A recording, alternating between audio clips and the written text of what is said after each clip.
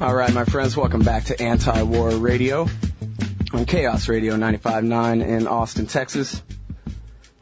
I'm your host, Scott Horton, and my guest today is my friend, Nelson Linder. He's the director of the local Austin, Texas office of the NAACP. Welcome to the show, Nelson. Hey, Scott, how you doing? I'm doing great. How are you, sir? Hey, man, I'm doing great, and it's fantastic to be here and be on your show. I know. I've been looking forward to interviewing you for so long, and unfortunately, I'm stuck covering foreign policy pretty much all day, every day on this show. But, I'm also getting sick and tired.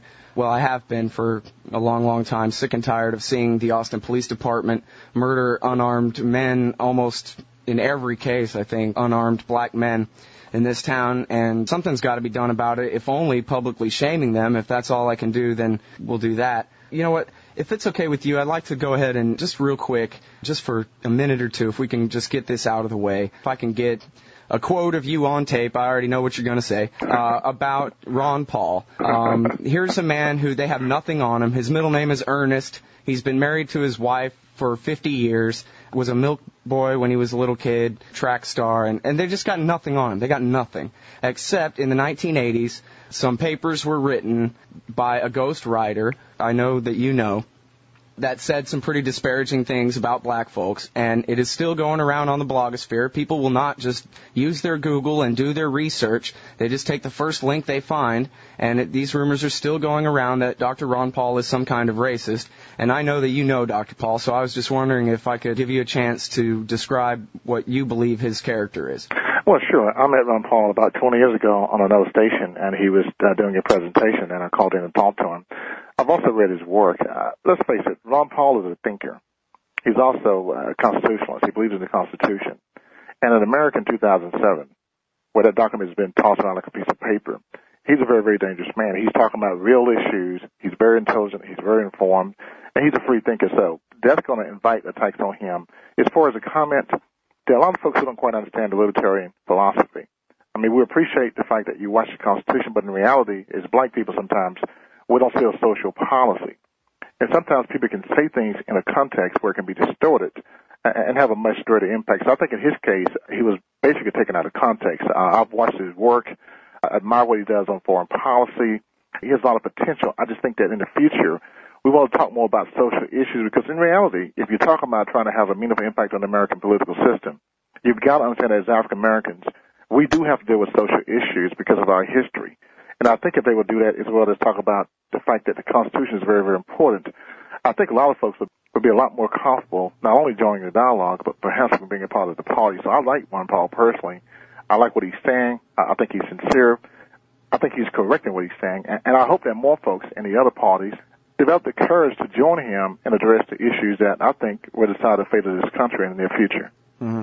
That's a very important point, and I think it's a fair criticism of Dr. Paul that he perhaps does not spend enough time explaining carefully to some of the weakest among us and the poorest among us who look to the government to be their safety net and so forth. He's got to really address them particularly and explain why it is that the absolute liberty or close to absolute liberty he endorses is really the way that they ought to go, the policy they ought to support. Exactly. And I think that's a fair criticism that he could do better about that, and I'll do my best through a couple of degrees of separation. Hopefully I can pass on that message to him from you.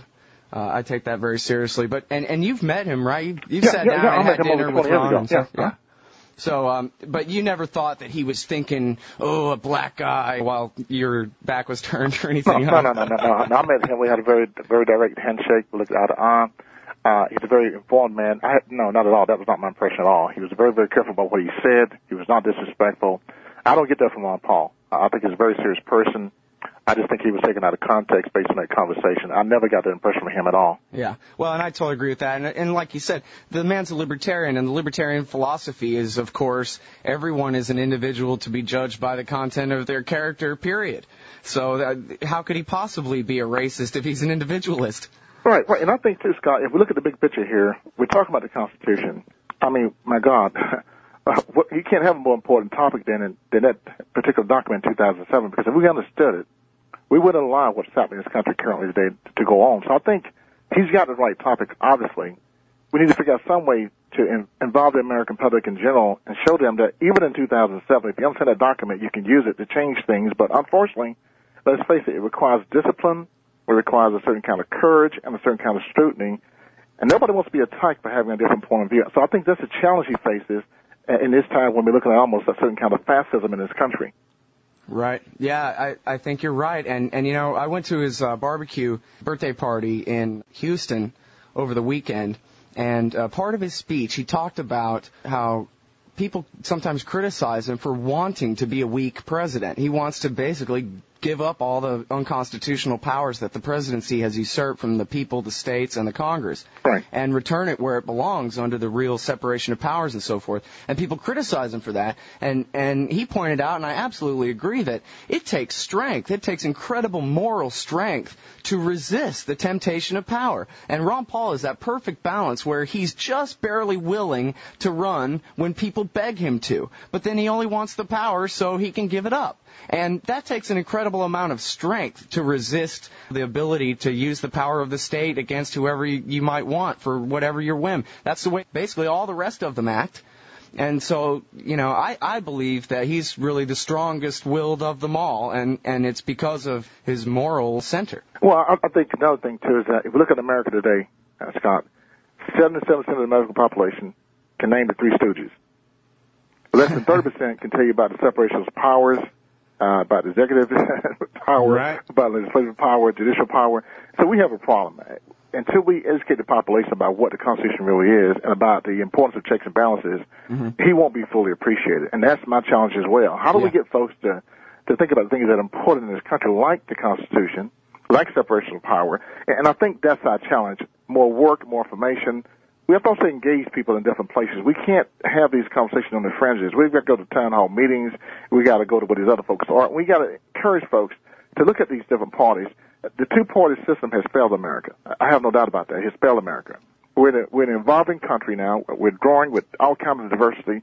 Let's look at options and different ideas. If we don't do that, we're going to basically do a tremendous disservice to ourselves. So I think the idea of an independent thinker, a new party that's based on the Constitution, really couldn't come at a better time. We need that challenge, and I hope folks will have enough courage to research the party and look at what they're really trying to do, I think, from a total standpoint, especially in foreign policy, because, let's face it, when you're invading foreign countries and killing hundreds of thousands of people, I mean, how immoral can you get? It doesn't get any dirtier than that.